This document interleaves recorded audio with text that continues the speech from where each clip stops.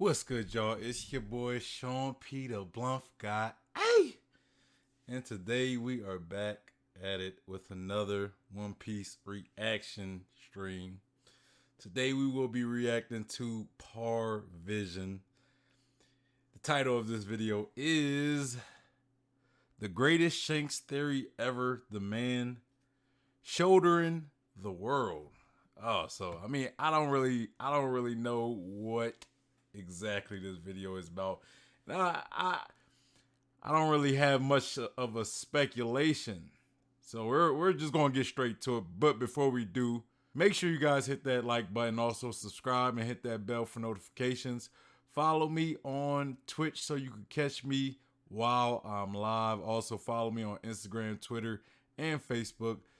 And join my community with the Discord. All of these will be linked below, as well as the video to Parvision, so y'all make sure y'all go show him some love. But yeah, I don't want to waste too much time because this video is a little long. It's almost about an hour, so we're gonna get right into it. For dealing with the darkness of other people, and only in darkness can you see the stars. Contains info from chapter 1054, but we passed chapter 1054, so Shanks is a character that is shrouded in darkness, in all senses of the word. The first main character outside of Luffy to appear in the series has been a topic of discussion for the entirety of One Piece. Oda has left this character within the shadows of the story, but does that mean the character is someone to fear, or revere, or embrace? The scariest part about darkness is not knowing what lies behind the shadows. It's a mystery. So let's try to piece together some of the clues and shed some light on the most important character, Shanks. This video will try to connect some dots and help us learn what position he plays within the story and how he might literally be drowning in responsibilities. If you're new to my channel, the way I view the world is by making connections. So let me connect you to my vision, the Parvision. So where do I even begin? I have made a few bars. I remember his intro, man. I be remembering it. Videos alluding to the idea that Shanks is a mastermind on the tier of Lelouch from Code Geass. This video was originally within a series of videos I was making in collaboration with Mosh DMC, covering all of the Yonko. In that series, we were establishing the point that the Yonkos represent world powers that are partitioned really well and represent world powers from our own world. From a military nation that has a huge emphasis on pharmaceuticals represented by Kaido, to a I just kind of want to say, like, when you got, like, Kaido and Big Mom, we see Shanks, Kaido, Big Mom, Blackbeard. Kaido and Big Mom kind of opposite each other because they're, like, strength. They're that power. But then you got Shanks and Blackbeard that kind of represents more intellect. Because Blackbeard, man, that man is a genius as well. He's a genius as well. Let's not act like he ain't pulling strings and doing and making moves and all that. A utopian world that has a monopoly on the food industry and enforces a heavy communal life tax that is further enforced by a comprehensive intelligence network. And these thematic parallels continued even with Shiki, Whitebeard, and even looking at the world government.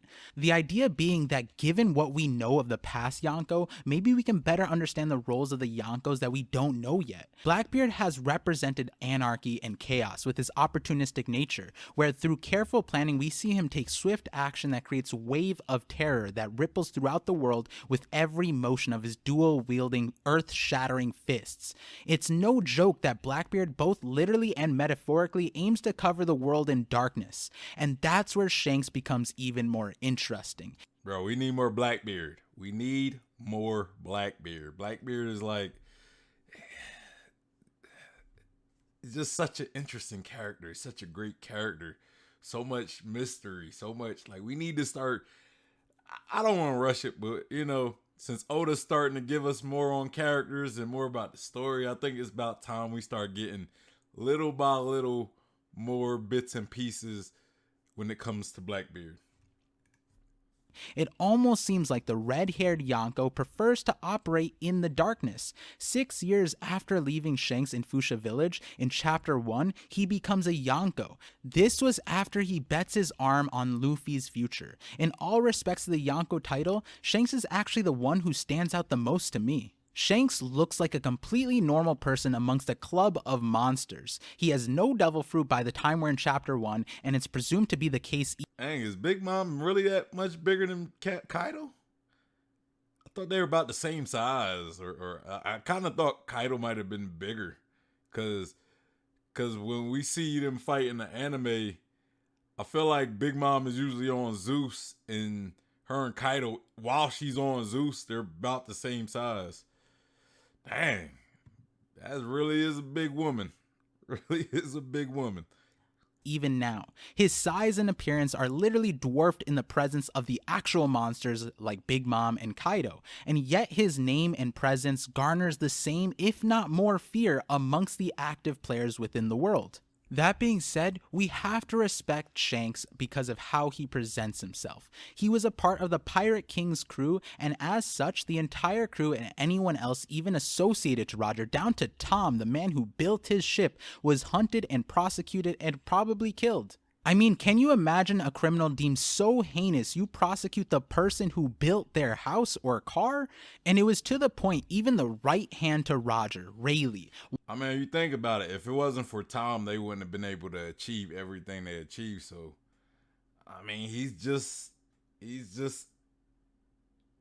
as it's like it's this thing. When somebody do a crime, if you help them in any way, you could get convicted as well. Even here in the States, for people out in other countries, if you help, I forget. I think it's conspiracy. I don't know if the crime is called conspiracy or I don't remember what exactly it is. But yeah, if you help somebody with a crime, you're just as guilty, or you're guilty as well. Even if it's just by height, like if you hide them or you give them a car or whatever.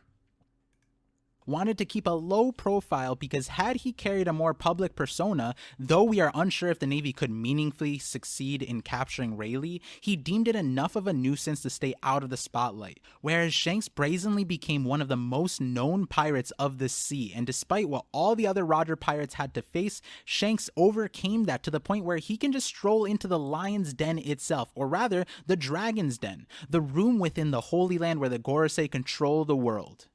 Which is a conundrum on its own, right? Is Shanks evil? Is Shanks a celestial dragon? What is Shanks and who is he and why is he? I think this scene is the primary fuel when it comes to warping our perspective of Shanks. How does anyone get access to this room? We've only ever seen high-ranking Marines gain access to the session and a king, but we all know how that went for Cobra, right? I think that's something that is kind of overlooked, that if you are a kingdom allied with the world government, you could request an audience with the Gorosei, but is Shanks a king? Maybe, but that brings up another question. I don't think they gave him that audit. He's a Yonko. Like, he's to be respected to a degree, even by the Gorosei. Like, what are they gonna say? Hey, leave. Yeah, it's Shanks. Come on, he's still strong. He's still a strong person. Like, they kind of, and plus, I mean, yeah, I think it is deeper than that as well. I think Shanks is reasonable, so the Gorosei realizes like Shanks is reasonable, so we don't want to like just shoo him away. Him being one of the reasonable pirates out there, it's probably better to hear him out than to just try to create an enemy of him. So that's kind of what I believe. I don't think it's. I'm not gonna say. Let's continue. Question. Regardless of if he's a king or not, there's a trend when it comes to the Yonkos, especially of Shanks' original era, which is being an emperor of an empire that spans the seas that ran a parallel operation to the world government, just on a smaller scale. Big Mom, Kaido, and Whitebeard all had expansive territories that they protected either directly with their power or simply by the influence of their flag. And that's where we see yet again Shanks stands out from the crowd here.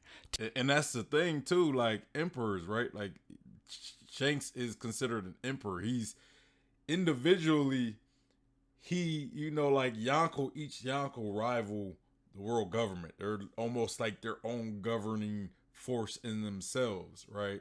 So if you look back in like the days, when they used to have wars, when they like kings would go to wars with other kingdoms, The king, sometimes like one king could go seek an audience with another king without anything happening to him. You know, even if they're in the middle of a war, they can sit there and get an audience with the enemy king without anything happening to him. You know, let's continue. To this date, Shanks has the least amount of territory. I mean, technically, from what we know now, Luffy has more territory than Shanks. Shanks said Fuchsia Village was originally his headquarters, but that ended after Chapter 1. Then the one other territory we know of was taken over by Bartholomew, under Luffy's name. So this one-armed, red-haired, normal-looking man with next to no territories was in the same league as these actual emperors. Now, could it be that Shanks is so strong as a fighter that it offsets all of these other deficits? While I think he may be stronger than we can imagine, I don't think there could possibly be such a strength difference that it would make this make sense. There's also not that many examples of Yonko-level fighters within the story that aren't Yonkos. The main controversial candidate for that would be Mihawk, who's said to rival Shanks, but like I was saying before, it doesn't make sense for Shanks to be declared a Yonko purely off of just strength. There has to be something that connects all the dots, and there actually is. There's a world within One Piece that connect the Yonko, warlords, world government, and even the Straw Hat crew in more ways than one, and that is the underworld. Now I know this part is a no-brainer, that Shanks is the emperor of the underworld, but I promise you it's deeper than that. I wanted to make a video about the underworld separate to this one that I could just refer to, but I hadn't gotten the time to make it yet, and will hopefully get it out in the future. But I just want to establish briefly this connection. The emperor of the underworld. Would that mean that Doflamingo at one point worked for Shanks? Because Doflamingo was pretty powerful in the underworld as well, and I think Crocodile is as well. You know, especially at the moment. And if he's the emperor of the underworld, was Doflamingo working for Shanks and Kaido? Curious.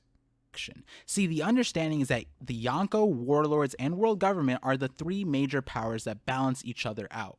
But we all know that the system is broken. The corruption is rampant and the world is not just. Regardless of perspective, whether you're a pirate or a marine, you know the world is not perfect. There's a certain amount of acceptance of evil that is allowed in all regards, and we are following characters that are looking to change that. The major problem with the balance of the world powers isn't some rubbery boy who's looking to shake things up. No, it's the fact that there's collusion to such a degree it's not even fair to say that the Yonko balance the world government's might.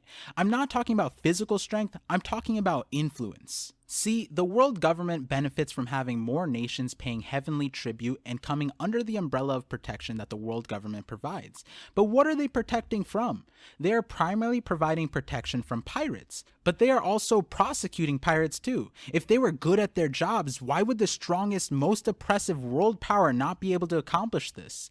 Because the world is too big for them? No, because they're selective in their protection, which is fine on the surface, but it's not if they are part of the problem. We know for a fact that the CP0, an espionage group under the Celestial Dragons in Gorosei, are procuring weapons to fuel wars across the world. These wars are the ones that the revolutionaries are countering on a global scale, and we see an example of a country in the midst of war. Just look at Kaido's home, Vodka Kingdom. They were so embroiled in wars that they were essentially pirates looking to plunder other kingdoms through wars, and for what end? To be able to pay heavenly tribute. They were so desperate that they were willing to trade their strongest war asset, Kaido. Whereas it's the world government is just like they're like the mob. That's all they really. They're like racketeering, right? There's like, hey, you know, you need my protection, you know, so pay up, and if you don't protect us, we'll eliminate you or something. You know, that's pretty much the world government is just a gang, pretty much. They're not that much different than a pirate group. You know, it's like they said in history, the winner creates history, right? Like the winners rewrite history, you know. So the world government is just the victors of the void century. So they're able to look like the heroes and the good in the world, even though in all actuality they're not that much different than any other corrupt organization, like a gang or a pirate crew or a, you know, whatever, like they're not that much different. It stands, while he was reckless, Kaido is more relatively loyal to the cause set out by his king. Through Orochi, we have a fair understanding on how reliant on illegal weapons the world government was. And before talking about the next part, I want to add the irony of Kaido's empire. He sought to destroy the world government essentially, but his entire empire was fueling the wars around the world for the world government. So it's kind of hilarious that Kaido felt like he was threatening the world government when he was helping them out all along, which I'll talk more about in a future Wano video. I think ultimately Kaido he just wanted war, right? Like, he even said, like, he wants to start the greatest war on the planet, right? So I think his ambition is just so whack, to where it's like, he's willing to, just to keep things interesting, he's willing to fuel the other side, like his enemies, with make them stronger, so it makes it an even grander war, right? Like, if it was a one side, I don't think being on a one-sided war is what interests Kaido. Like, him just being the stronger side. I think he wants a all-out war where, like, both it's tough on both sides, right? Like, he even said, like, Joy Boy is the person who beat him. So that kind of proves to me that Kaido's not concerned with losing or even dying. He just wants a good fight at the end of the day. He doesn't care if he loses. He's kind of like Kenpachi. It's like, he doesn't care if he dies or loses. He just wants a good fight at the end of the day. So if he has to fuel and supply his enemies and make them stronger, just to make a war more interesting and, to him, I think he'll do it. I think he will do it. So it kind of makes sense. It makes sense to me, at least. It makes sense to me. But the CP0 had to go straight to the source when their golden child, Doflamingo, was taken out. Doflamingo was literally the keystone in the world, the crossroads of the Celestials, Navy, and pirates. Being a celestial dragon warlord put him in every single world. But more than that, he was under an emperor primarily, Kaido. Now, Doflamingo's operation is one of the most important clues to understanding Shanks in the entire story. See, when Doflamingo's empire fell, we see the ripple effect it had on the world. In chapter 801, we see that in the wake of Doflamingo's defeat, we see Rob Lucci reporting the deficit left not only by his defeat, but by the fact that the revolutionaries confiscated all of the legal weapons. Then in chapter 803, simply by Doflamingo's defeat, we see the rebel forces backed by the revolutionaries in various parts of the world were emerging victorious. Weapons were a key factor here, but just throwing out a detail I wish to expand on in a future video is that even Wapol seems to be implicated in the underworld. We find out that Dressrosa has a special metal called the Drunken Iron Ore, which seems to be a significant detail, and we know Wapol is known to be able to create new materials like Wapol metal, and this metal was so influential that he instantly became a world power through the guise of being a toy emperor, another tied to world power connection to our world. But that being said, we see even more ripples, and the one I want to focus on that is relevant to our current timeline is Buggy. Doflamingo's defeat propelled Buggy to the position in the world where it makes sense for him to be a Yonko. See, after Marineford, Buggy created Buggy's Delivery Service, which was primarily a mercenary group made up of the impaled down prisoners, and other new acquisitions like the new giant pirates. That being said, when Doflamingo's operation supplying weapons to the kingdoms around the world having civil wars, they resorted to Buggy's Delivery Service to supplement them with mercenaries. This allowed Buggy to rise in influence in the world. You could say Buggy was the biggest player that took over Doflamingo's influence of the world. Then it grew even more, actually not because of Luffy. Hey man, now we know that it just elevated.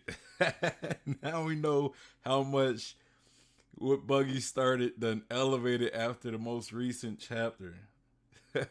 Luffy directly, but more so Big Mom. See, when we're talking about business, you always gotta look at your competition, and Buggy's biggest competition in the mercenary world had to be Germa. And because of Big Mom, Germa's entire mercenary fleet was either occupied or destroyed, allowing Buggy to rise again. Literally, Buggy's time skip character design fits him so well. We know he is like the island he is on, a man of empty bluffs, but behind the guise he is filling the space that is actually meaningful, because Buggy is demonstrating a really popular trope in terms of the underworld. See, when we talk about the underworld, the symbol of a snake and serpent is often used in junction, either as a guardian or a deity, not always in an evil light, but symbolizing life, death, immortality. But I always think about how a snake is able to wrap itself and conform to its environment. That being said, in media, you hear a quote, "If you want to kill a snake, you have to cut off the head." And this gets said in line with the underworld, pertaining to the popular myths around snakes being able to survive being cut in half,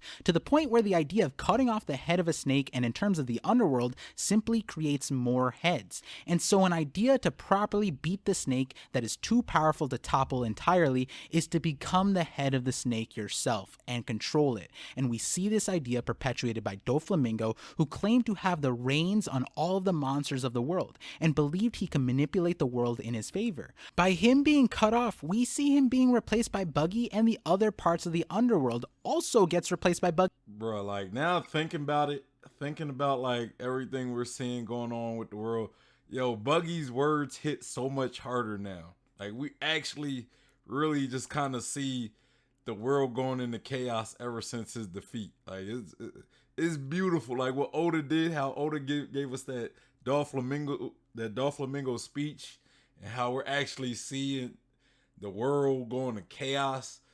It's beautiful. It is beautiful. Like when he said it, don't get me wrong. When he said it, it was a beautiful speech. But to me, it was just nothing more than a speech. It was nothing more than a speech at that moment, at least.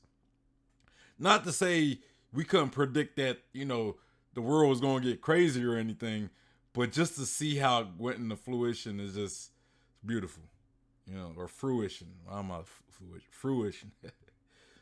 Buggy and other people. But you know who gets symbolized by a snake or a serpent from chapter 1, so much so that none of us even needed to see the panels in chapter 1054. The moment everybody saw the snake head on the helm of Shanks' ship, we already knew and shot up out of our seats screaming Shanks. But okay, so at this point you're probably like, this is all surface level, Parvision. I already knew all of this. But are you saying Shanks is evil? Well, to that point, I think we have to recognize, just like there's many faces of evil in the world spanning from Kaido to Luffy, technically there's many faces of good, symbolized by the very fact we see the varying sense of justice amongst the admirals, but largely separated in the face-off between Aokiji and Akainu. So whether Shanks is evil or not, I'll leave that up to you and your judgment based on the end of this video. So let me start piecing together some of the ideas around Shanks to give us a better understanding of where Shanks stands in the world. But before that, if you're enjoying this video, consider liking, sharing, and subscribing. Okay, so snakes, Shanks, king of the underworld, power vacuums. Let's start with the easier conclusion. When I mean Shanks is king of the underworld, I mean literally the underworld, like under the world. Just hear me out real quick. I think it's important to recognize a trend we see in the Rogers Pirates besides Buggy. The three I'm talking about are Shanks, Rayleigh, and Crocus. So the trend I'm talking about is that, at the minimum, Rayleigh and Crocus had learned the true history of the world, and then returned to their normal lives. But did they? Can you just return to your normal life and just completely disregard it and not live in a way that is some way affected by the knowledge that you got from the Void Century? I don't think so. I think whatever they learned essentially influenced the choices they made. We see that unlike the Rocks Pirates remnants, the Roger Pirates are more free-spirited. Rayleigh is coding pirate ships and gambling his life away and getting captured to rob his purchasers, and Crocus, he's living in a whale. There may not be an apparent connection here, but there is. They both put themselves in a position to operate underwater. Crocus created an island and a home within Laboon, and that creates a very interesting submarine type of living environment. And Rayleigh literally knows how to coach ships so that they can operate underwater. What a specific occupation to choose for the Dark King, which, by the way, that epithet is very interesting because it uses the... Man, I've never thought about any of this. It's wild. Like, Crocus does live in a whale underwater. That is true. Uh, Rayleigh coached ships that ultimately pretty much turn them into little mini submarines. That's true. So then it kind of makes me ask the question, pose the question: where's Scopper? Like, where's Scopper? Is he underwater? If we're talking about underwater, right? And we know Roger's underwater, or I mean not Roger. We know Rayleigh, he coached ships that go underwater. Crocus lives in the well underwater. Is this even further proof that the One Piece is underwater, or at least under sea level? Could this play more into Laugh-Tale being at the bottom of Ennis Lobby? Or maybe even if you don't want to say the bottom of Ennis Lobby, could it be underwater at the very least? You know, could Scopper be at Laugh-Tale underwater? We don't know where Scopper is. You know, a lot of people speculate that he could be the man with the burn scar. But, it's just, where is Scopper, right? Where is Scopper? He's still kind of that mystery Roger pirate. He could be dead, maybe. Maybe he never comes into the story. We don't know. But I like to think he might still be alive and we might see him soon. But hey, man, Parvision is on to something with this whole underwater thought process. The kanji for underworld, so it could be Underworld King too. Something I'll talk about more in the future is the concept of the worldwide flood. It might be that within the true history of the world is an understanding of a necessary flood that the Rogers pirates were preparing for, and not just them. The place Roger had a close connection to was Water 7, and what are they doing? Preparing for rising sea levels. But we also have a very obvious example with Zunisha and the red line altitude of how the world could possibly have been flooded or needed to be flooded, and that's something again I'll get into more in a future video. Wink wink, that Void Century video might be a good time to bring that up. But that being said, I think Shanks probably follows the same trends as the other Roger pirates, that his primary mode of operation is under the ocean. Yes, we have not seen Shanks' territory in full view yet, like we've seen Big Mom, Kaido, and even Whitebeard's territories, and it might make sense that for Shanks to be an emperor with territory, yet we have not seen his territory on the ocean. It might be because he is the king of the ocean, the under ocean, the emperor of the underworld sea. But wait. And you know something? I also thought, right, when Shanks was at Wano, Shanks even said he was after the One Piece. So my personal belief is that Shanks went to Wano to get a copy of the poneglyph, right? We also know where the poneglyph is now. It's underwater. So I was thinking, like, did Shanks swim down there? Does he have a fishman? I mean, if he was, let's say, the king of the ocean, or the under ocean, I guess you could say, getting a poneglyph probably was a breeze. It was probably a breeze if he did get it, which I think he did get. I think he got it. Fishman Island isn't his. Yes, but realistically, that's just a small, minuscule portion of the ocean. It's not an exaggeration to say that most of the world remains unclaimed. It doesn't matter how many islands you own on the surface, the area under the surface is vastly superior to that which lies above, making someone who does claim it extremely powerful. That is a Yonko level territory, and you're probably just confused at this point. I'm saying he's a Yonko with territory that's just water? But see, we learned a lot in Fishman Island, but more importantly, to and from Fishman Island. So on the way to Fishman Island, Nami and the crew drop amazing info about sea currents, but also deep sea currents that are depicted as a giant dragon or serpent. The deep sea is understood as a dark place void of light, but also extremely cold. Then when we read what Frankie says here, and those currents are always connected somewhere. They don't just branch off and combine from west to east. They can go up and down, surfacing and submerging like a giant dragon. The sea currents. You know, it's funny. We get this thing and it's like a dragon. And earlier he was talking about snakes and how Shanks's figurehead on his ship is a snake, but I kind of see it more as a dragon than a snake. So, and then we got this this thing with the dragons showcasing the sea currents and everything. Just kind of want to point that out. Flow all around the world uninterrupted. That line is huge, but let me read just a little bit more before we talk about it. Brooke goes on to say, I heard that deep current flows very slowly near the ocean floor. If it were to carry you all the way to the bottom, you wouldn't see the light of day for 2,000 years. Yes, 2,000 years. And Brooke continues and says, that's right, there are countless legends surrounding these unknown currents too. Monsters, curses, lost souls, they're all present there, right? But you heard that, right? These currents flow all around the world uninterrupted. Do you know what that implies? Yes, that implies that it crosses the calm belt and possibly connects all the oceans through essentially an underwater road. If someone could run this current, they would be extremely powerful. They could appear anywhere in the world anytime on their own accord. This current, in terms of function and influence, is crucial because it allows you to overcome one of the greatest restrictions when it comes to the barriers most of the world faces. Not only that, but it's extremely dangerous and risky, and so most people wouldn't attempt to claim this. But imagine for a second all of the things you could do with this underwater road if you claimed it. Oh wait, you don't have to imagine, because this is literally the mystery behind Shanks. For one, how does a Yonko candidate manage to participate in the Grand Line but have a headquarters in the East Blue? Was the CP9 ship they attacked in the East Blue too? With this deep sea current, they could have attacked the CP9 ship and then escaped and made it to the East Blue so that they weren't pursued. But this isn't even the example I wanted to talk about. Let's talk about Marineford. It was always a wonder. I was thinking Marineford. I'm like, how did Shanks get the Marineford so fast, right? Like, he pretty much stopped Kaido, and he got the Marineford pretty quick. So, a lot of people thought he might have had time powers or what.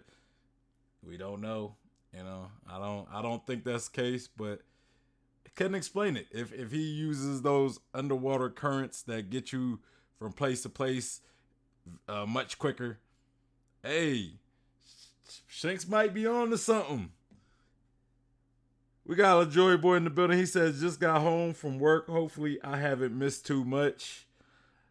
We're about 20 minutes into the video, but it's a pretty long video though. It's almost an hour, so you're only about you missed probably like a third of the video. But welcome to the stream, my guy.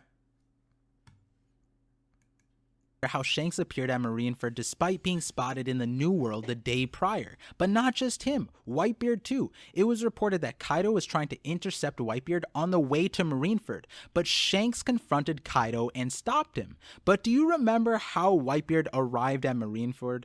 It was underwater, which makes sense, right? If he was in the New World, to make it to Marineford, he would have to travel underwater. But the speed at which he did was so impressive. From the time Ace was locked up and impaled down and Garp went to talk to him in chapter 523 to chapter 551, when Whitebeard appeared at Marineford, is the time it took Whitebeard to come from the New World back to Paradise. But then let's talk about Kaido So the question is, did Shanks tell Whitebeard about that underwater current? Or is it something like Whitebeard knew already? Maybe those underwater currents could be like a thing that only few people know about. Like, like maybe like the Yonko might know about it. Maybe that's why they know about, they acknowledge Shanks, because they know that Shanks is like the master of navigating these underwater currents, which will be pretty interesting. But that's interesting that Whitebeard, we do remember Whitebeard popping out of the sea. Hey, Parvision might be on to something. intercepting Whitebeard. If Whitebeard traveled underwater, that also implies that Kaido would have tried to intercept him underwater. And if Shanks stopped Kaido, that also implies that Shanks did this underwater, which makes way more sense in how Kaido would be stopped. When you think about it, right? If Whitebeard was traveling on the surface, Kaido is literally a flying dragon. How could Shanks possibly stop him or intercept him? But if it was underwater and in Shanks' territory, then Kaido would be at such a disadvantage that he wouldn't even want to clash with Shanks under those conditions. But then we get to an even crazier... Hey, I like the reasoning. It does make sense. It does make a lot of sense though. Like, cause I don't believe Shanks and Kaido fought, you know. So if Kaido really wanted to get at Whitebeard, he could have just flew to Whitebeard. And Shanks wouldn't have been able to do nothing. But there had to be something to make Kaido like, you know what? This isn't worth fighting. You know, maybe I've always kind of went with the reason that Shanks gave Kaido some sake, you know, and he just reasoned with him like, hey, you can either fight me or you could take this alcohol and call it a day.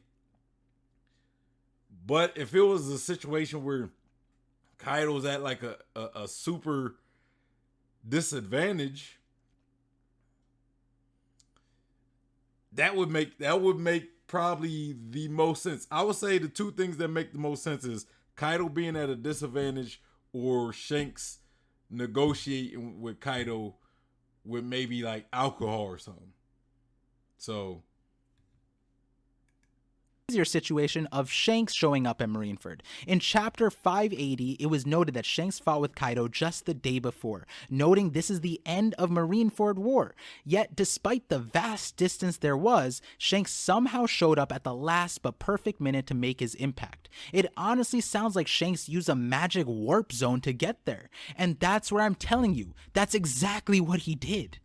So what I'm imagining is that for Whitebeard to be able to make it to Marineford, Shanks allowed him to use the underwater sea currents that would give him the shortcut towards Marineford, while blocking Kaido's entry to said currents. But the thing about those sea currents, they aren't like sonic fast, and for Shanks to get to Marineford, he needed something faster. And the thing is, Oda showed us a deep sea current comparable to a magic warp zone, and that was the White Strom, that we learn about leaving from Fishman Island in chapter 654. It was described as an enormous white whirlpool that appears without warning near the seafloor like a live writhing dragon, and Luffy said a giant sea snake.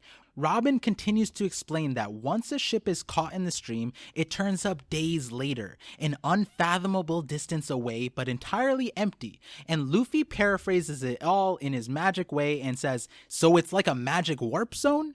Because of the imagery, description, and function it has, I think if the deep sea currents are the roads of the under ocean, then this is the highway. And if you had a strong enough crew that could weather this storm, then this could possibly be Shanks' greatest weapon and also territory. And it also makes sense for so many reasons. Well, one, prior to being introduced to this sea snake, in chapter 653, the chapter before, Luffy goes, "Finally, we'll be in Shanks' sea," which just hits harder given what came right after. And an important note that I'll save for another video is that the way the Straw Hats overcame the White Strom was because of a created current by the gam of island whales that looked like Laboon. But just going back, this sea snake being Shanks' territory makes sense on every level. Not only is this quite literally someone preparing for a world submerged in water like Rayleigh and Crocus, but also Shanks' crew has no devil fruits from our understanding, so this addresses a lot of things, but there's also more. When it comes to having influence and territory, that generally implies you also have the force to enforce your influence.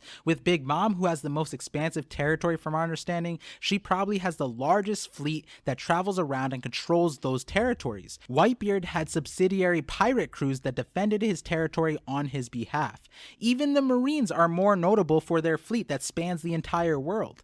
And yet, from what we know, Shanks is competing with all of them with a single ship and a small... And Kaido was just Kaido. Kaido was just Kaido. Like, he might not have the strongest group, but it was just Kaido at the end of the day. You know, you Kaido, and it's said that people can't beat you one-on-one.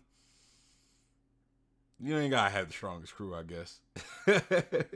Even though he do kind of got a decent sized crew, and then he also has like Doflamingo under him, who is like controls the underworld to a degree. So ultimately, he kind of has control over the underworld through Doflamingo, you can say. So he has a lot of underworld influence, which creates power in itself, I guess. Joy Boy said my headcanon for the Shanks versus Kaido thing is that Shanks gave him sake. Glad you're on the same wavelength, LMAO. But also told Kaido to wait for the bigger war coming or that Joy Boy is coming. Yeah, I mean, again, that to me, that was my reasoning and logic up to, pretty much since the whole Marineford thing happened. Because a lot of people believe that Shanks defeated Kaido, and I feel as though if they really fought, like if the two of them fought seriously, I don't think Shanks would have even made it to Marineford. And that's not because I think Shanks would have been dead, but I think the fight would have been so intense that it would have took too much time for Shanks to ever get to Marineford, And even if Shanks did defeat Kaido and make it to Marineford, he would have had some notable injuries. I don't think Shanks is fighting Kaido and getting out of there like with no injuries at all. Like, I know like people like to gas Shanks up that much, but I don't think he's. I believe both of them would be injured in the fight, in a very serious fight. So again, Shanks showed up with no injuries, so I don't think there was a scuffle. So my belief has always been Shanks convinced Kaido, maybe negotiated with him with like some sake, or just say, look, you're gonna have to fight me, which means you wouldn't make it to Whitebeard because you'll be too busy fighting me, and possibly offered some sake in return as well. But Parvision makes some great points about if let's say Kaido fought Shanks underwater, then Shanks would have had the advantage, especially Kaido being a devil fruit user. So I think his reasoning makes a lot of sense. So I'm kind of convinced a little bit that, maybe it was an underwater type thing, because it would have also prevented Kaido from being able to go into dragon form and flying, so Parvision makes some excellent points. Q said, hey Kaido, Joy Boy, and Joy Boy called him Condoriano. And then Joy Boy said, also, wasn't Kaido back in Wano before Ace's death? Can't remember. Yeah, but that also kind of proves the point that if like underwater travel makes you get to places a lot quicker, that means Kaido would have been able to get back to his island a lot quicker. Again, that kind of plays into what Parvision is saying, which is why I think it's a great theory so far. At least that aspect of the theory of Shanks meeting Kaido underwater. Plus, Whitebeard came from underwater as well when he arrived at Marineford. So it just kind of showcases this whole underwater travel being a possible thing, And Q said he went back. Yeah. Let's continue. All crew. But that's all he really needs. If he has access to a magic warp zone, you wouldn't need a fleet if you could single-handedly be anywhere you want to be in the span of a day. I mean, this is probably how Shanks met with Whitebeard in chapter 434 in the first place. The world government placed surveillance ships around all the Yonkos, and Shanks broke through and just appeared at Whitebeard's ship. Well, we also have precedents for this. Whitebeard did the same thing, escaped the surveillance from the world government to come to Marineford. And how did he show up? From underwater. This might even relate to chapter 1054, where we see Shanks at Wano, yet he wants to deal with Barto on his territory, but also claim the One Piece. The fact that he can just be outside Wano and leisurely discuss going to other places, it just gives the air that Shanks has some kind of lock when it comes to transportation. Now, all of this in mind, This is probably the most important territory to control in all of One Piece. With the right knowledge and control of the mysterious deep sea currents, Shanks can appear in any sea since they are all connected. And through the White Strum possibly at the speed of a fighter jet, obviously that's an exaggeration, but if I use the hyperbole of speed of light, all you power scalers would be like, well actually, on the pixels and acceleration of dots on the manga panels, it's not going light speed, it's more like going Mach 20. I'm just playing, but you get what I mean. From a story standpoint of the One Piece or true history aside, we can see how functionality-wise, controlling this is a world power. Similar to if a nation could lay claim to the entire airspace and you could only fly under their directive or in outer space. Sure, you can travel in other ways, but those other ways, especially in the One Piece world, are riddled with problems. Well, for one, Mother Nature does not discriminate up there. Then, if you're a pirate or a nation not affiliated with the world government, you could just be deemed a threat and be attacked by the world's policing force. But let's focus on that pirating aspect real quick. We see the heads of various underworld powers, right? Kaido is weapons, and Doflamingo and Kaido provide pharmaceuticals, and in order to continue their domination, Germa converted their fleet to giant snail boats that can travel over the red line and ignore most barriers other pirates face. And Big Mom is food and information, but there's a lot more that goes into running these empires. I mean, money for sure. We saw this real world ramification of pirating displayed to us in chapter 652, where Baron Tamago is willing to take Luffy's money instead of punishing Fishman Island in order to supplement the financial loss accrued from their run-in with the kids' pirates.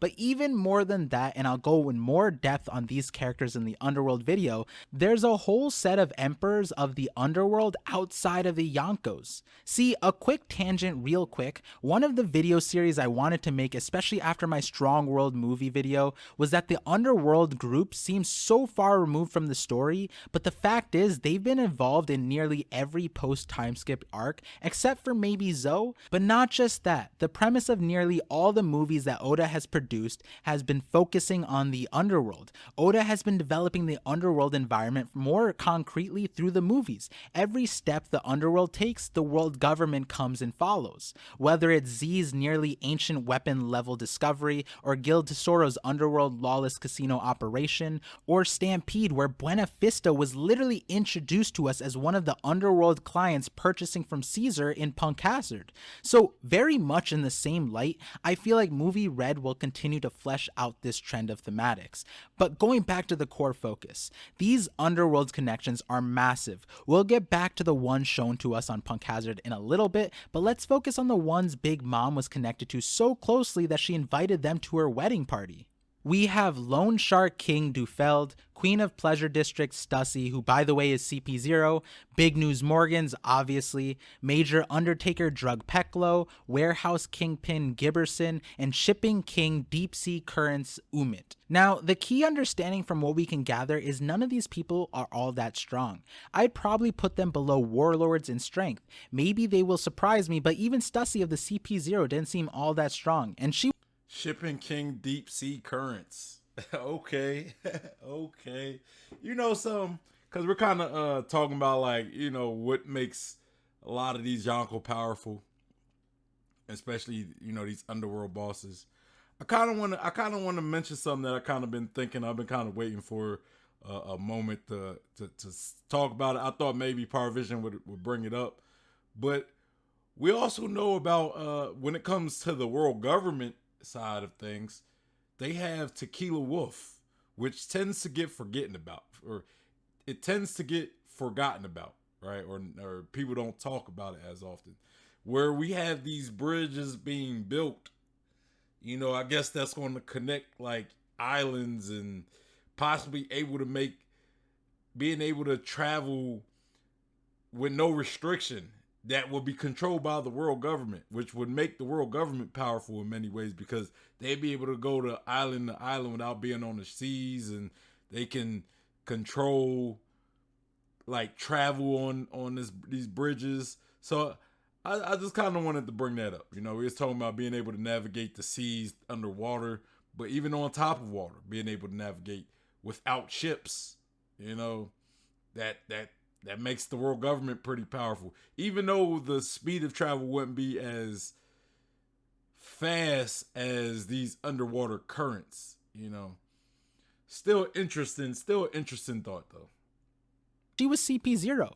But what we understand from these emperors is that there are more or less middlemen who accumulated a large enough clientele to make them the leaders of their respective industries. An example of how all these emperors could be used in unison from, let's say, Doflamingo's perspective, he has a stockpile of pharmaceuticals and drugs. As we see, even Whitebeard used Doflamingo's medicine. To be able to ship it to someone like Whitebeard or other clients, is Doflamingo himself shipping these products?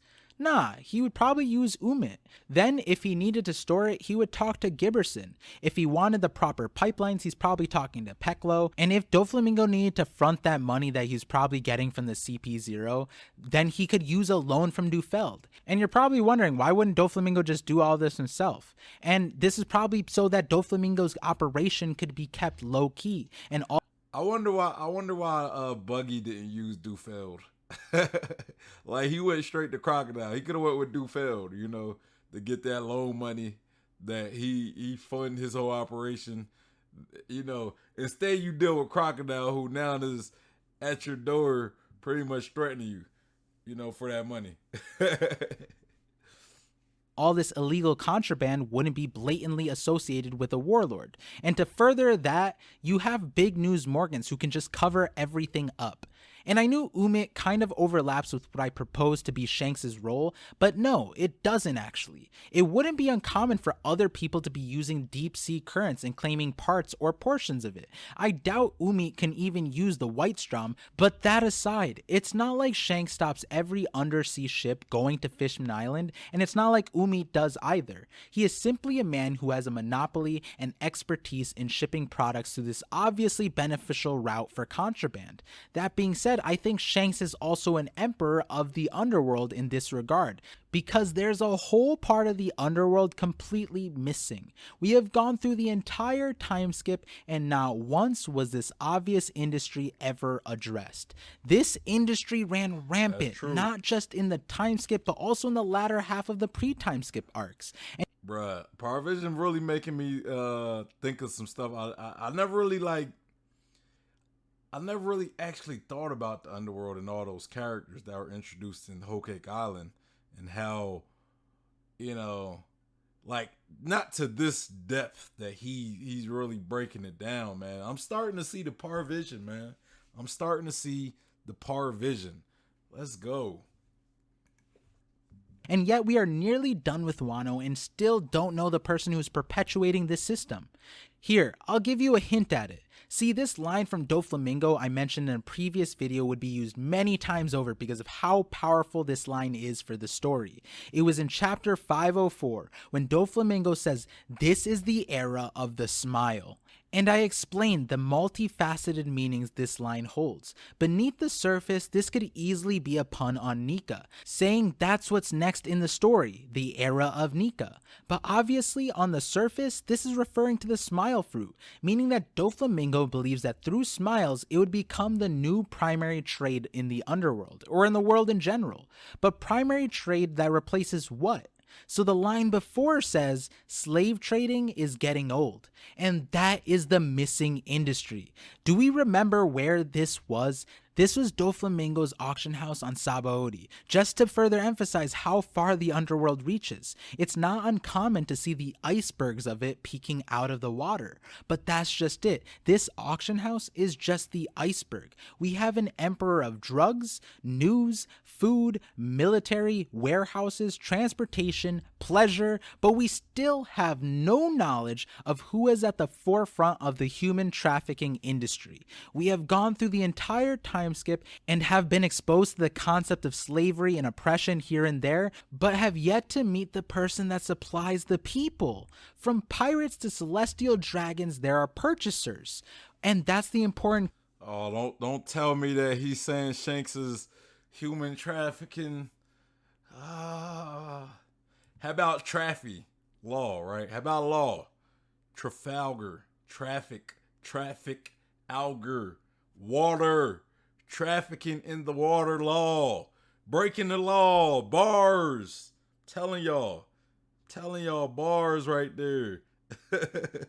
Well, man, like, We talking about Law got having these Law having like this mystery about him. He has a submarine as well. He has a submarine. I'm just saying, I'm throwing that out there. Traffic out your water Law. Let me stop.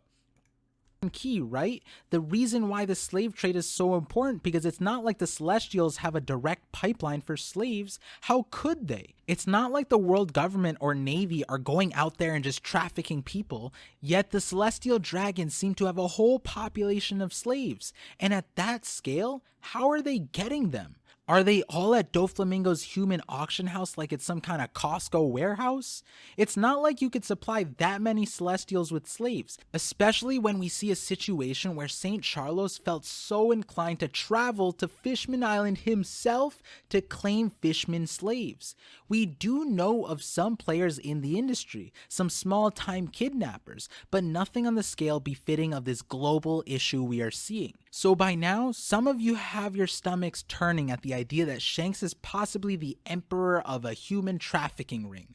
But hear me out. See, there's not just a gap in the world for it, but there was also an established power vacuum that was primed to be filled and connects to Shanks on two fronts, the human trafficking side and Elbaf. And that connection is Mother Caramel. Mother Caramel, though alive nearly 60 years ago, was essentially one of the most prolific human traffickers in the game, operating for 50 years in total. She wanted to sell Big Mom for her admiral potential, and she did it under the guise of running an orphanage. This horrendous and disgusting operation that presents itself as a humanitarian effort, but was truthfully one of the most disgusting businesses in existence, is something that still makes my blood boil just hearing it, and I hate to say that Shanks might have been the person who filled this void. But I think it's the complete reverse situation from Mother Caramel. I think on the surface, Shanks and his pirate crew are shown as an evil force that is comparable to any other Yonko empire, but beneath the surface is some sort of justification. I mean, is there any justification for this? Well, before we talk about that, let me talk about some of the evidence that makes this make sense. Let me ask you, when you think of the red-haired pirates, what do you think of? I know a vast majority knows what I'm talking about. It's a meme, but it's not a meme without foundation. The red-haired pirates are a group of deadbeat dads, at least with two minimum examples now. Maybe that design was on purpose because they might be primarily trafficking kids and criminals. Kids? Parvision, you're saying Shanks is trafficking kids now? Yeah. I will say one argument I would have against this is Shanks and Luffy, right? Like, why wouldn't he have kidnapped Luffy? He could, like, Luffy wanted to get on the ship, and that would have been easy. You'd be like, okay, yeah, you can ride with me. And then be like, okay, now I'm gonna sell you. Now, unless you want to say after maybe he planned to before Luffy ate the devil fruit. Like, I mean, I guess that could be the reason why he chose not to kidnap Luffy, because Luffy ate the devil fruit, and he was like, you know what? You know, Luffy has a bigger reason now, or he has a bigger part to play, so I'm not going to use Luffy. But, you know, he could have easily just kidnapped Luffy, and it would have been like, you know, Luffy would have like gladly went on the ship, and you know, and I would talk about his own daughter Ulti, but I haven't seen film Red, and I don't want nobody spoiling that for me. So we just gonna keep Ulti out of it. Let me explain a little bit. Shanks is powerful enough to have kids on his crew, just like Roger was, I'm sure of it. He himself was a child on a pirate crew. We have Luffy, Usopp, and now Uta as all examples of kids that the Shanks crew was interacting with and had to abandon. I mean, it's not like Shanks would be bad with kids. He seemed to be fine with Momo when he was on Roger's ship. My current, more headcanon explanation for this is that I think Shanks was searching for someone who carried Roger's will and could use the Nika fruit, and so he was looking for kids that could play the role. But we still don't have that much evidence for this extremely scary activity that Shanks might have taken a part of.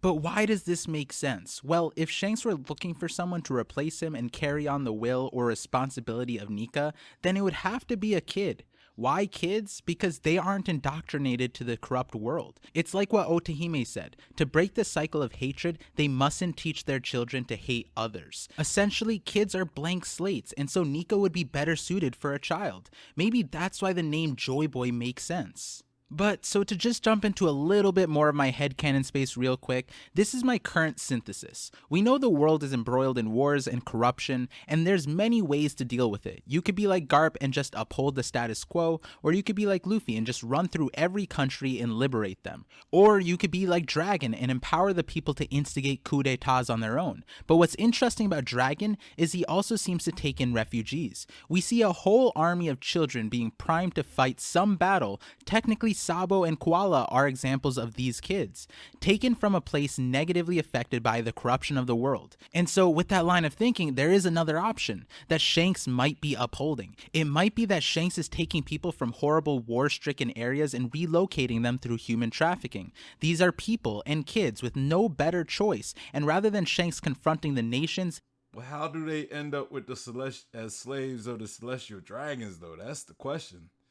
You know, that's the question. Is he selling them to celestial dragons, or the world government kind of robbing some of Shanks's loads? I guess loads of kids and turning them into slaves. Cause I mean, hey, I don't find much justification in Shanks human trafficking kids, man. That's a little brutal. You know, that's a little brutal for somebody like Shanks. he might just be relocating the people. Which brings up a big question. Is it better to struggle and die in a war, or live and be oppressed? Well, that part is clearly the gray area being explored throughout the story, where Luffy encourages people to fight and die, rather than live and be controlled. Does this justify Shanks enough? Not yet. I mean, it depends on how Oda decides to present this. But it brings up an important point. The Revolutionary Army. From all angles we have currently seen, there seems to be no collaboration or even relation between Shanks and Dragon. Which is really odd, right? Since Shanks was headquartered at Dawn Island, which had Goa Kingdom, but never was connected with Dragon at all, despite that being Luffy, Dragon, Sabo's, everyone's headquarters. It doesn't seem like Dragon has been inhibited by Shanks' activities at all, since they seem to have succeeded after Doflamingo, Big Mom, and Kaido were defeated. So it doesn't seem like Shanks would run counter to the revolutionaries.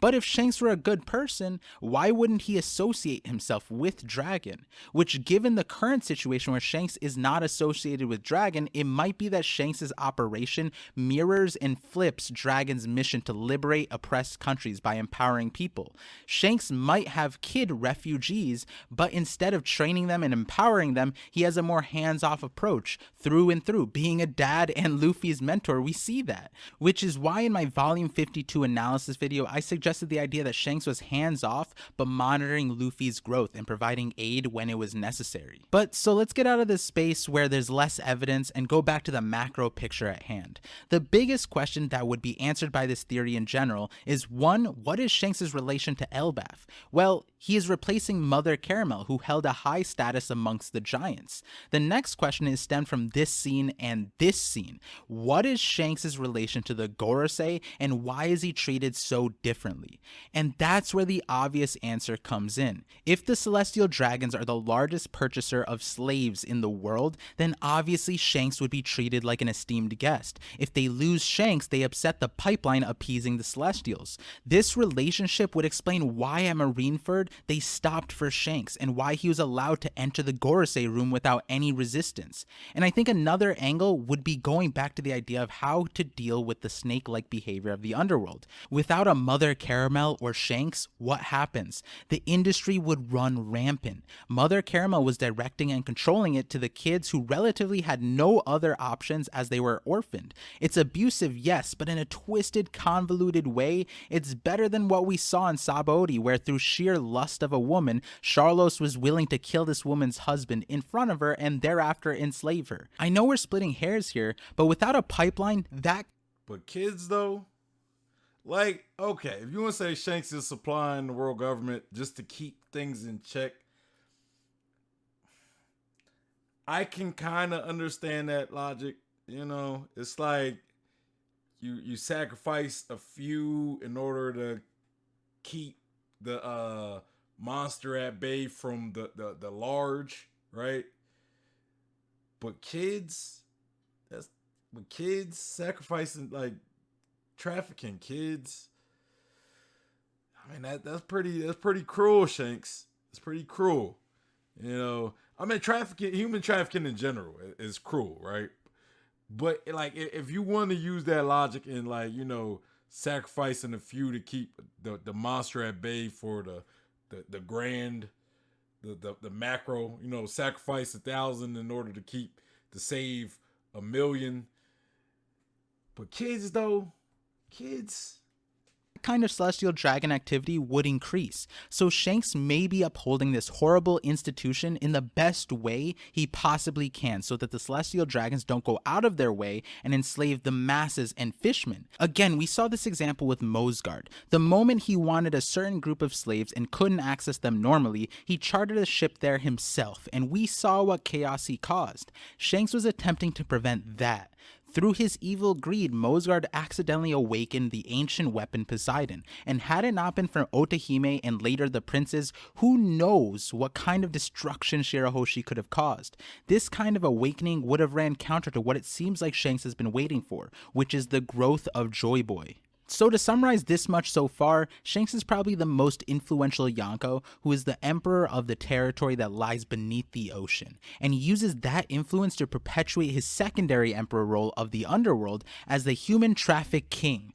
But to give some clarity, I don't think it's just human trafficking. No, I think Shanks would be more accurate to be the emperor of the black market, which again is not something that is claimed at the moment. Yet it's almost synonymous with the underworld.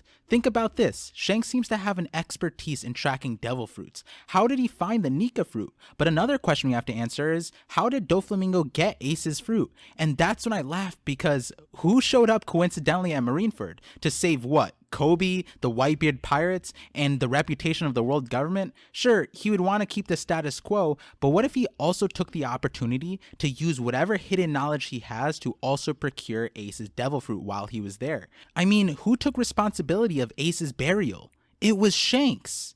Maybe that was even his primary objective to being there.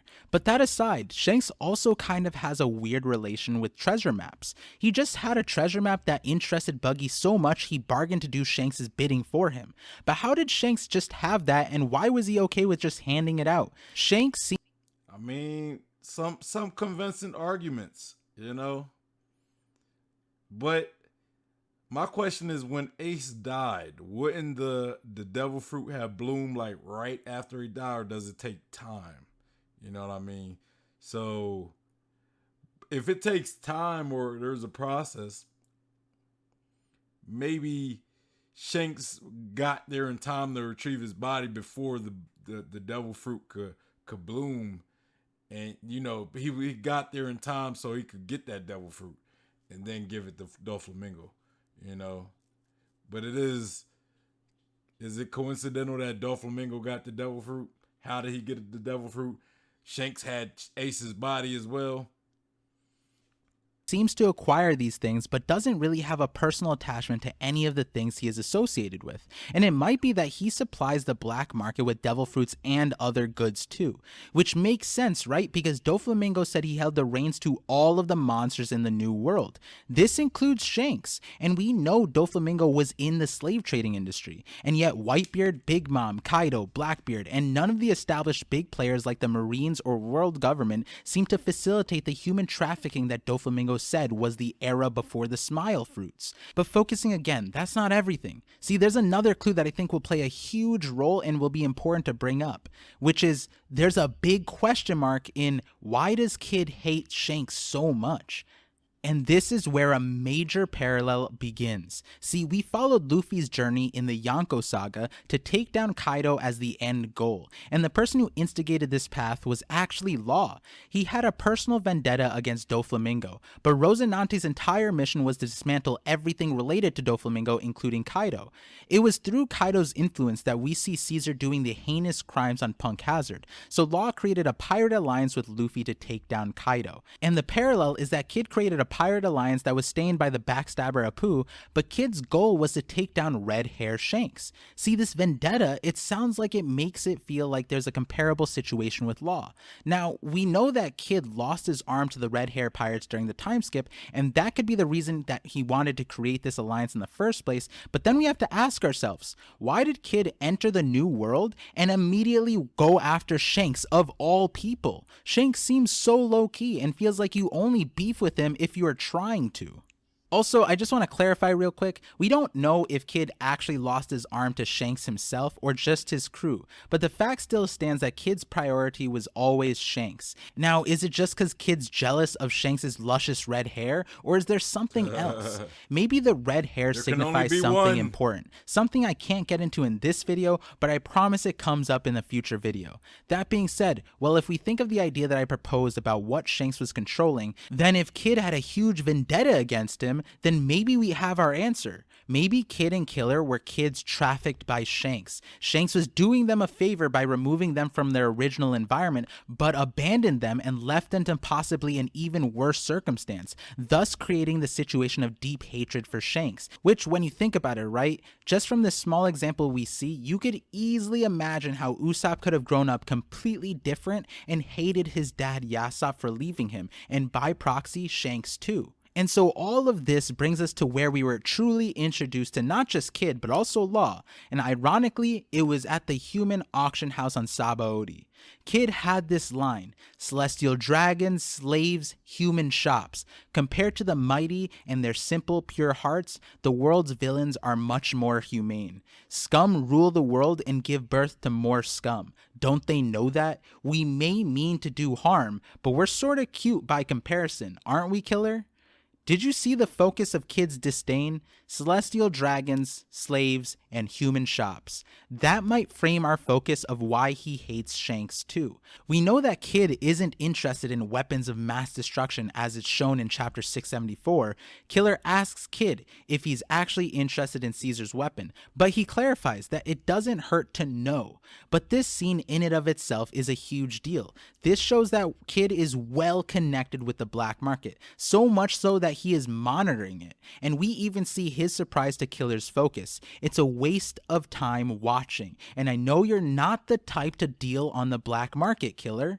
Wait, they're not the type? Then why are we seeing them at the auction house on Sabaody? And this black market call, again reiterating, includes guests like Buena Vista, Baron Tamago and Peckham's, CP0, and the emperors we saw later, and a few other mystery people.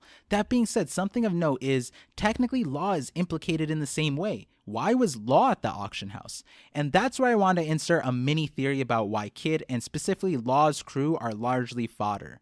So from our understanding, Law's crew is really weak. And I think I know why. I think Law's crew is accumulated by freeing slaves. When you think about how Law operates his crew, he kind of is a lone wolf that accepts his crew's participation, but doesn't expect much of them. So my idea is that this crew is made up of people that Law unintentionally met and freed, and thereafter they became so loyal to Law that they were willing to follow him to the ends of the earth, despite not all of them being fighters. And we actually see a precedence with this through Jean Bart. He is a strong captain that joined Law's crew and said, "I will gladly work under you in gratitude for freeing me from the Celestial Dragons." And I think in general, at the moment, besides Law's connection to Doflamingo, it honestly doesn't make too much sense for Law to have been at the auction house, other than for him to find potential people that he could recruit and save. And by proxy, I think Kid is in the same boat.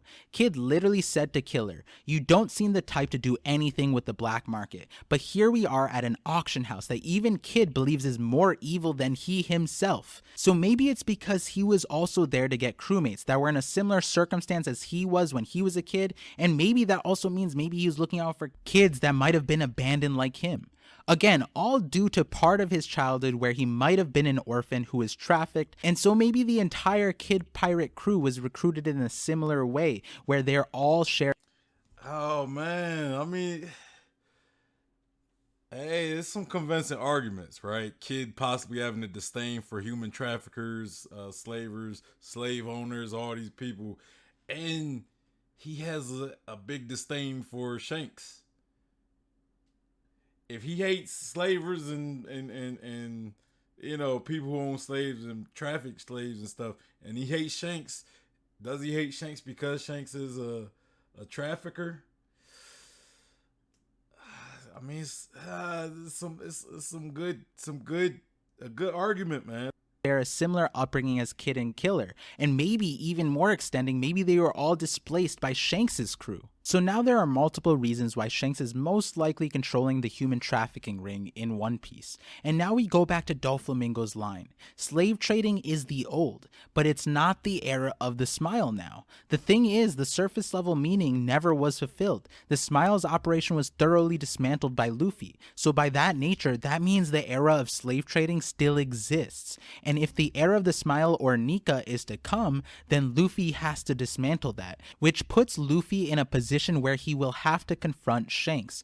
All of this idea might be explored extremely soon given we have Kid with Luffy on Wano, and with Shanks in the mix now, it might be that we get Kid's backstory explained, and Luffy will have to come to grips with the idea that his role model might be this evil figure. And this is another concept that might be explored and hinted at through Uta in Film Red as the reason why Shanks might have abandoned her.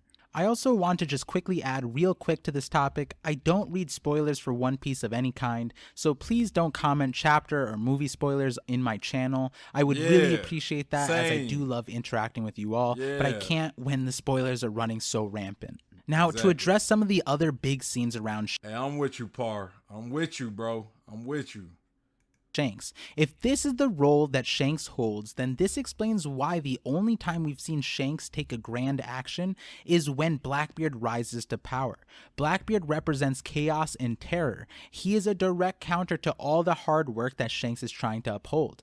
All of the other Yonkos stay in their lanes, and Shanks ran underneath everyone. But Blackbeard does not discriminate, which can be seen as a good thing if Blackbeard destroys the system, but I think Shanks has a grand plan when it comes to toppling the system, and Blackbeard's method may cause the chaos that Shanks is trying to prevent by being the keystone of the underworld. Now, two other scenes. The biggest mystery drop is what were the words that Roger said to Shanks after Laugh Tale that made Shanks cry like this? And I think this situation directly ties Shanks to the Ancient Kingdom and the Void Century. I've always felt that Shanks might have shared lineage with the Ancient Kingdom, or is probably a flat D-clan member that's being hidden from us. I think the red hair is also significant with that too. Now, that's all I'll really talk about Shanks for now. I've talked about Shanks a few times from a power perspective and narrative perspective, and you're probably wondering what I think we will expect out of Shanks. Well, I'll have a future video about Conqueror's Haki and Observation Haki. I think Shanks is an impressive Haki force that will show us possibilities that we can't even comprehend at the moment. I think Shanks' Conqueror's Haki is probably strong enough to deter all of the underwater sea monsters and sea kings. And in regard to Shanks and the Ancient Kingdoms, I will be talking about this way more in the future. This might also tie into his relation to Buggy and Mihawk. If I'm saying Shanks is of the Ancient Kingdom, I think Buggy is of the Celestial Dragons. That might be the dichotomy being built up. And Mihawk might be of Eames like lineage. You know, he could have like this. I don't know what you would call Eames lineage, but maybe there's like some lineage Eames has, like the ancient ones, or I don't know. You know, maybe Joy Boy is an ancient one, and Eames is an ancient one, and Mihawk is a descendant from the ancient ones or something. I'm gonna just say ancient ones for now. That might not be the name of, and Mihawk may not even be nowhere related to Joy Boy, but I'm just saying, especially if, just going off what Parvision says. And so now the last thing I want to do is recontextualize chapter 1 with this knowledge now. If you enjoyed this video so far, by the way, definitely drop a like, share this video, and subscribe. If you have more Shanks questions, let me know in the comments. But let's address this. You can now imagine if this is the world that Shanks lived in, within darkness. Knowing your own darkness is the best method for dealing with the darkness of other people, and only in darkness can you see the stars. While Shanks was managing the darkness, he was looking for stars, and he was looking for kids whose lights were not yet smothered by the world. When Shanks was a kid, he said Luffy was just like him, but through his adulthood and losing Roger, there must have been a certain amount of darkness growing within Shanks himself, and he recognized that he could not be the one to flip the world upside down. He found Luffy and heard the words and felt his energy and bet his arm on the future of Luffy, the star that would become a sun god and bring the world out of the darkness that Shanks had to tame and control. In a lot of ways, it feels like Shanks is Luffy's true father figure. Dragon was absent and Garp kind of just dropped him off. And from the parenting we saw, though I'm sure it was full of love from Garp's perspective, it was kind of spooky. Like high-key, Garp needs to be checked. But thinking about Garp made me realize a whole different angle when it comes to Shanks. See, one other point that gives context to Shanks is that Garp seems to hate him. He says it's because of Shanks that Luffy became a pirate, which is interesting because based on chapter 1, it feels like Luffy would have been on that track anyways. What's interesting about this is that Garp seems to be so indifferent about nearly every criminal we've seen, except for Shanks. Anytime Shanks gets mentioned in front of Garp, it's like he knows something. Now, this role that Shanks plays in the story may not be a secret to I kind of thought it was maybe just because of the influence he had on Luffy. You know what I mean? Like Garp didn't like the fact that Luffy was inspired by Shanks, so he just has a disdain for Shanks for that reason, you know.